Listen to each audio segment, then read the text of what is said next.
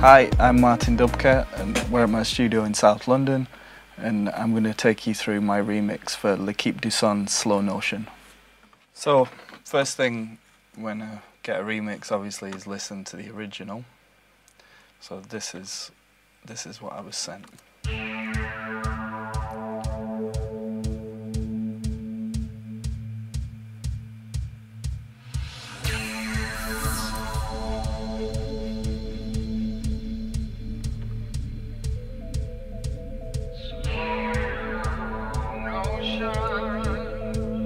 Tempo is 120, so I'll just keep that as it is.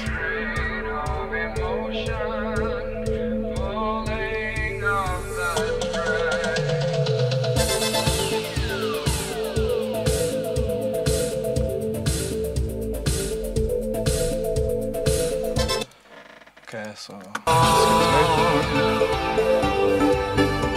gone. I'm gone.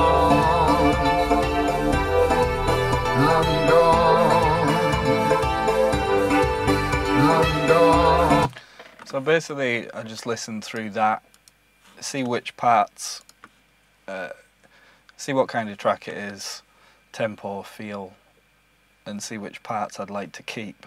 So obviously for this kind of track I want to keep, first and foremost, I keep the vocal.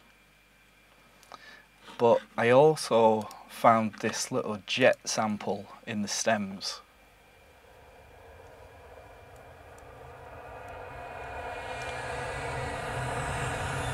Which I thought was quite cool, and that kind of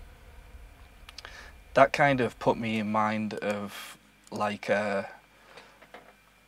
you know, touching down on holiday kind of thing. It put me in that sort of mood, which is obviously quite far removed from the original.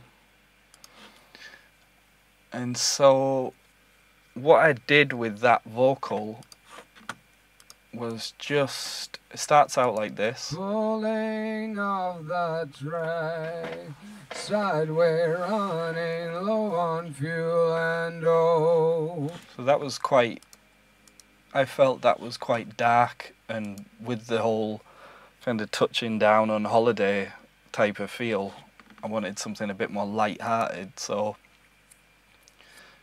transposing things up, you know, if you put something up an octave, it gets really, really light-hearted and sounds like a cartoon. But I did it up a third, so we get some kind of just weird. Notion had an effect. It's not quite a female voice, but it's sort of transgender, and that was a bit more, that would fit the vibe I was going for a little bit more. So after that, the first thing I would do would be to figure out the melody, what key it's in. I'm already okay with the tempo, so I'll just leave that where it is. The original track was in A, but because I put it up a minor third, it's now in C. So the melody would be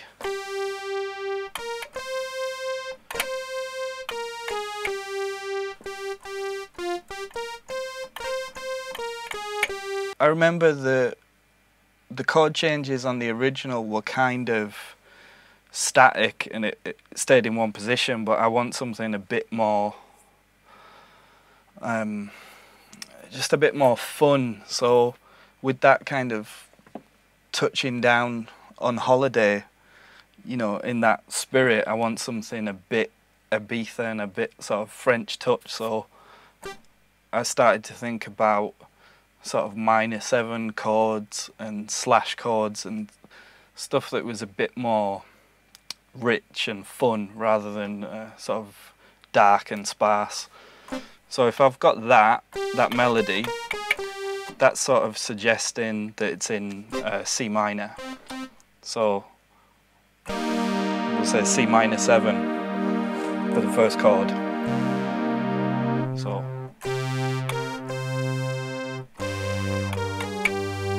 you know, I've got a few options: G minor,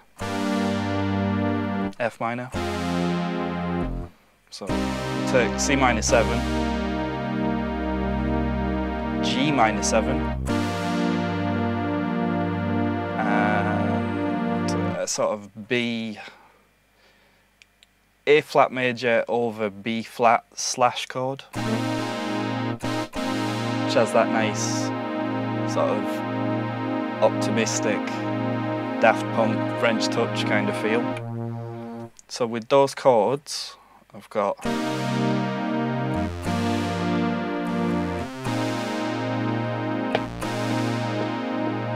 and it's in the right key, the melody works over that.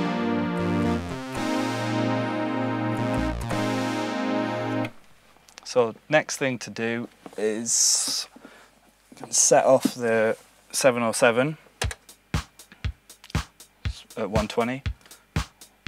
So that's just like a simple beat that I can work with. And then when I put the Pro 1 on external, that means I can trigger it from the 707. So if I program a rim shot part,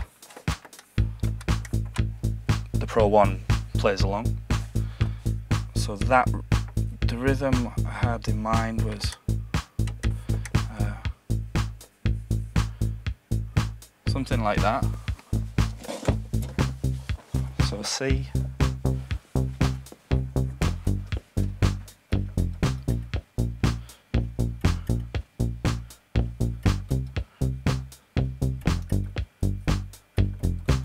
and with the chords.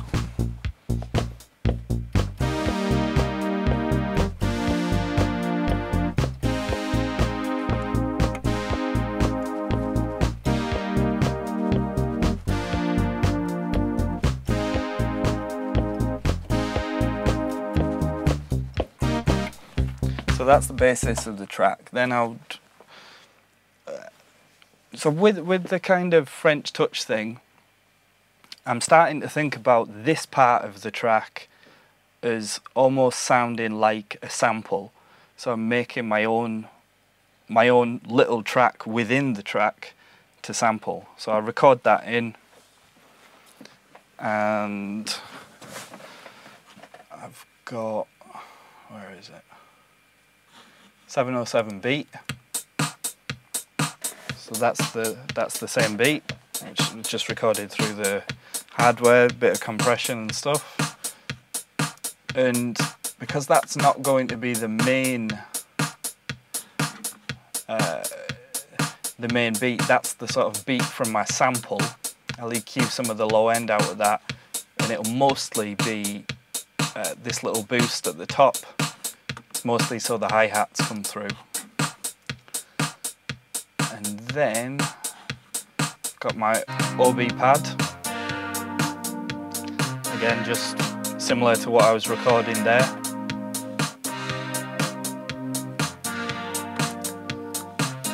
So now I made this kind of the little sample, the record within the record kind of thing, and fleshed out the part with these, which is 2 takes of the same thing, panned left and right to make it a bit wider. Juno pads with a lot of delay on them. The delay here is panned just to get some movement. Up the top, a little OBXA kind of trumpet melody. So basically all of these are just fleshing out that same basic chord progression, making it sound a bit more like a record. All those get bussed into here, so I can filter them. Again, that kind of French touch thing of filtering stuff up and down. Okay, so after that I've got a bit of guitar. So I'll take the the Strat over there, and just like DI'd straight in, little guitar take.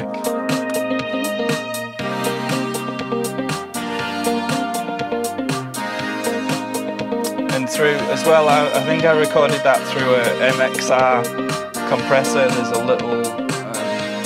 little pedal compressor knocking around, which is really good for that sort of plucky Nile Rodgers-ish thing. Then the bass part from the Pro 1, same thing.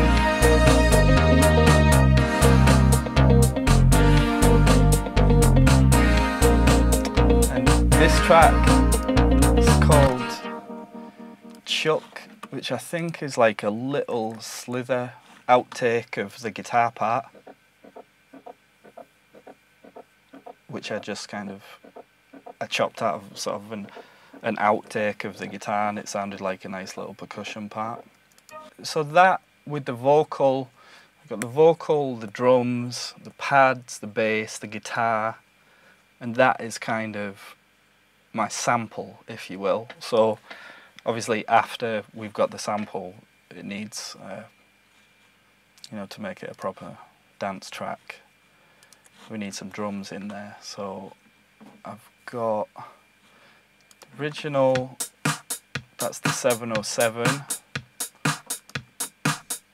I've got an extra snare there, which is a sample from an old Italo record. It's got a bit of reverb on it and stuff.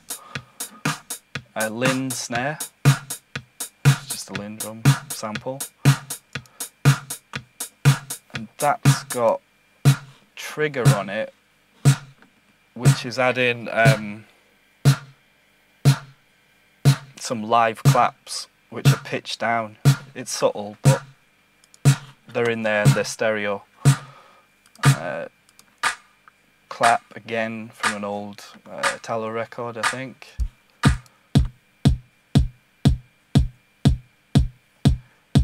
That kick, I'm not sure what that is.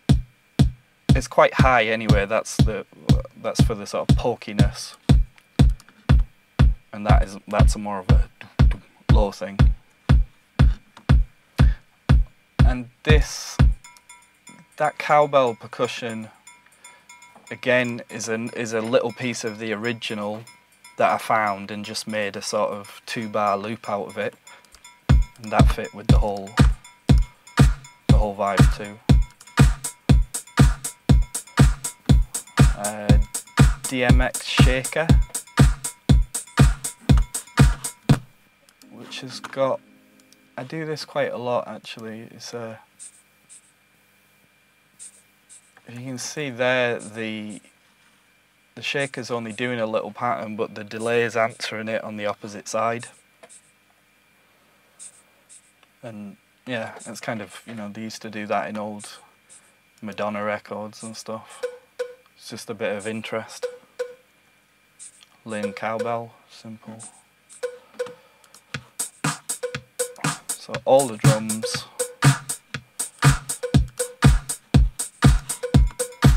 sound like that.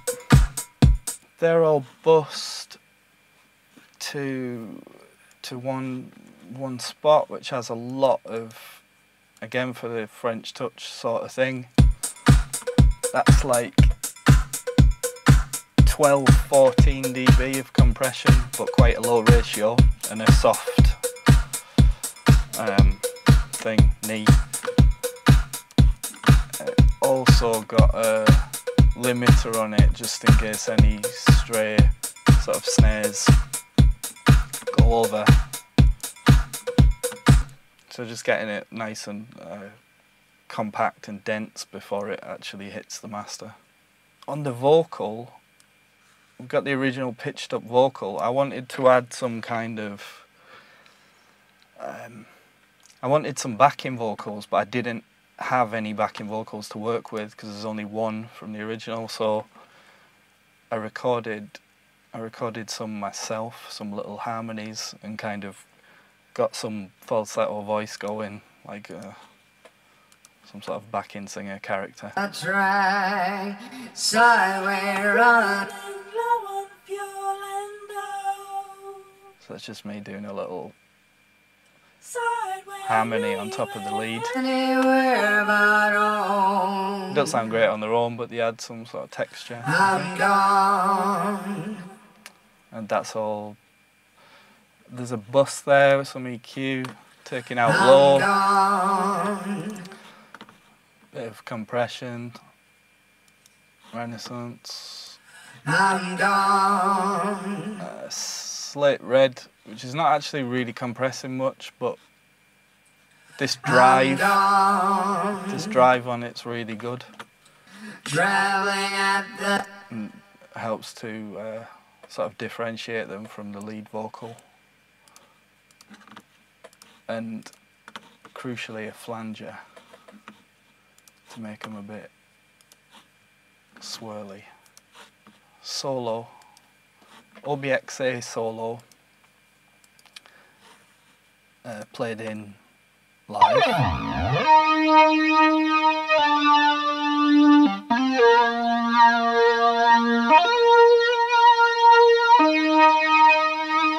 It's got 11, that's like an amp simulator to give it more of a screaming kind of guitar vibe. Bit of compression, nothing drastic.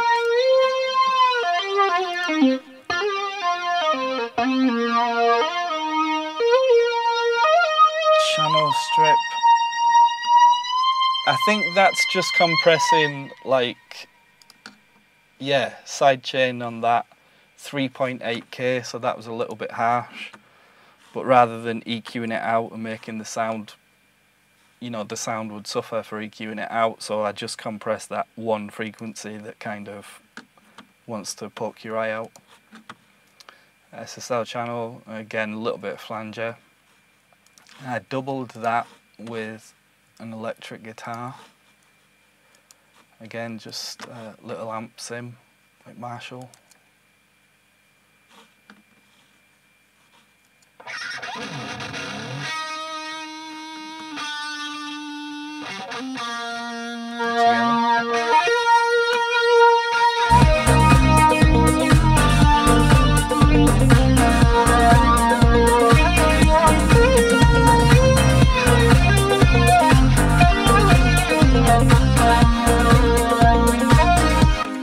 And so that leads into the breakdown, where I had the it's not set up at the moment, but I had the UAD card, which is over there, and that had like a Space Echo plug-in, and I used that. I've got a channel set up called Wash, which is basically the tape delay plug-in with a lot of feedback on it, so getting I can use that for like transitions to sort of create some bed which drifts from one section into the other. So if you listen to that, you should be able to hear what I sent to it.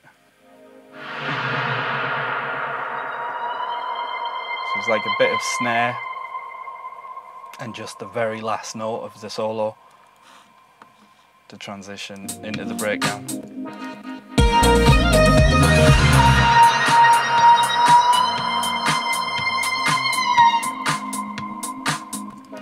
And likewise, I can, building up to the, you know, the big payoff, I can add stuff into that bus as well, so things just get more full and ethereal, and it's just washy to fill it all out. And then at the end of the breakdown, I can just cut that dead. And then when we go back in, it feels tighter and not so ambient.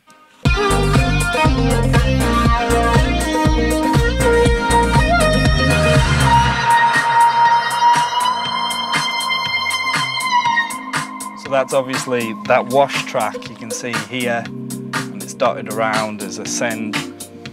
I can just choose what's going into that and automate the send.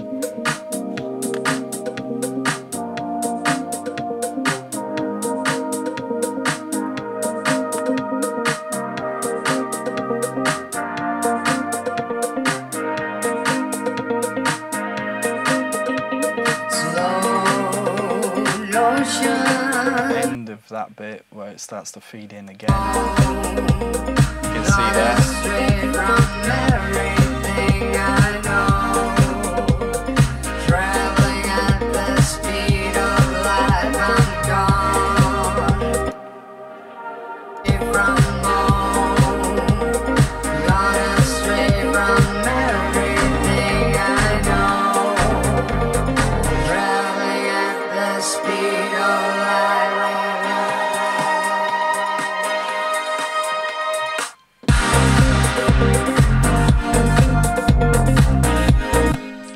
You can hear as well, I was filtering the low end out of the drums and out of the bass as well, so it becomes ambient and thin and light, and then it's, you know, bang, back to, you know, fuller than before, and turn the drums up and things and the bass up a dB. It just sounds big and solid. Yeah, I guess that's all the actual parts, but from there I'll take some stuff out to the desk for effects. There's a few sends actually in the computer. There's a plate that I'm sending like vocals and keyboards and stuff, which is just a Altiverb EMT, like 2 second, just like the preset as it comes up. And I've also got a little bus for making things stereo, which is a bit like the Eventide split pitch thing, 8 cents up on one side and down on the other, and it's kind of like a chorus. That's Audio Damage. Use that a lot. So yeah, after that I'll come out. The master has got a little tiny bit of like the SSL slate thing, but it's actually more for the, it seems to tighten things up and make them brighter as well, without actually even, you can see it's barely moving, but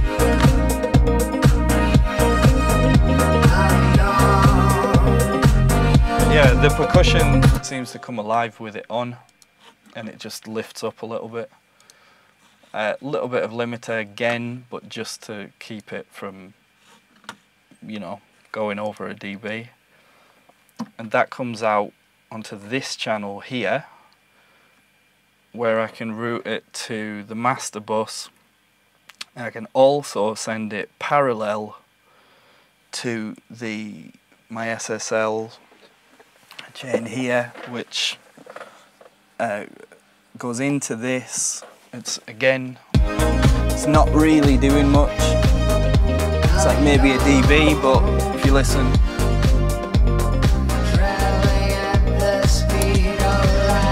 it just sounds a bit tighter. I don't know. It sounds good. And this is boosting 2 dB of 60, I think, and 2 dB of 12K, and taking out 2 dB of 250. It sounds like that. So yeah, it's a bit more, that's like boxy, not boxy.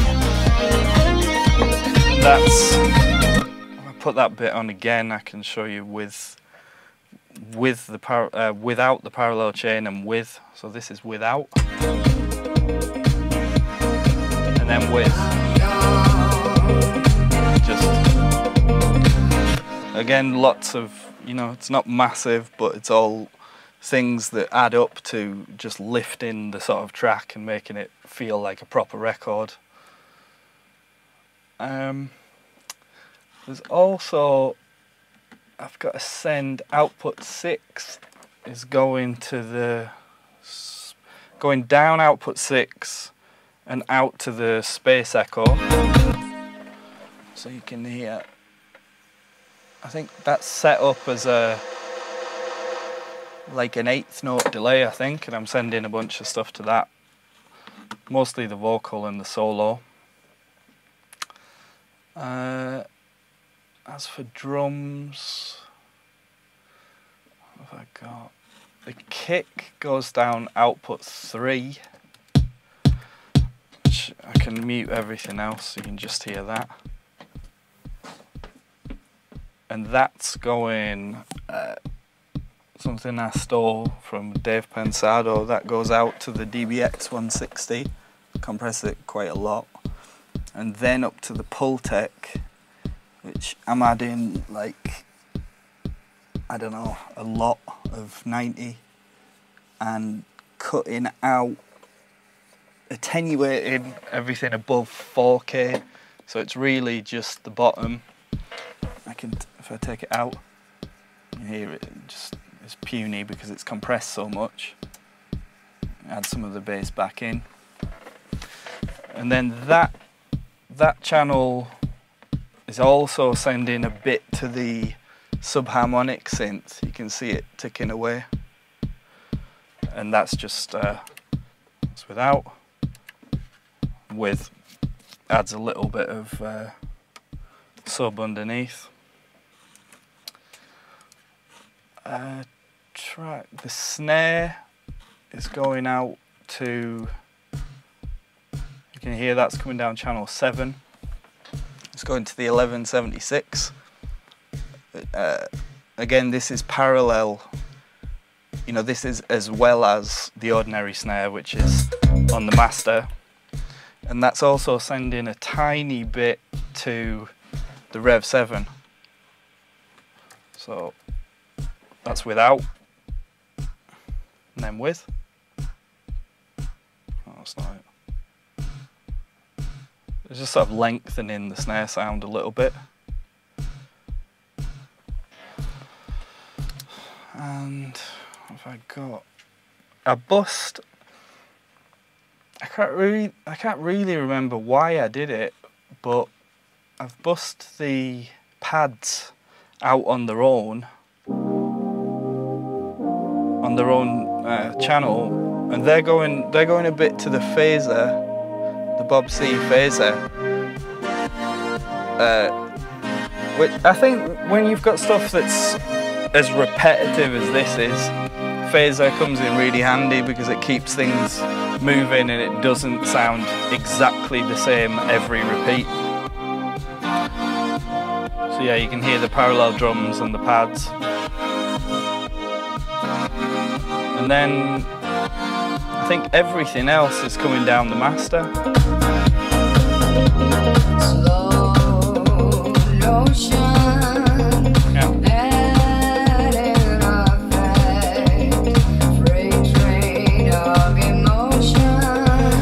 So then, after all of that, the parallel buses, the effect, everything goes to my master.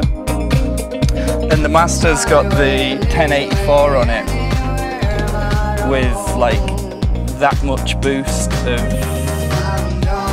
12K. It's not really why I'm doing it, but it doesn't hurt. But the main thing is the transformers. So this is without, and then with, it's just the bottom gets bigger, the top gets more airy, just, you know, it's just better off, on.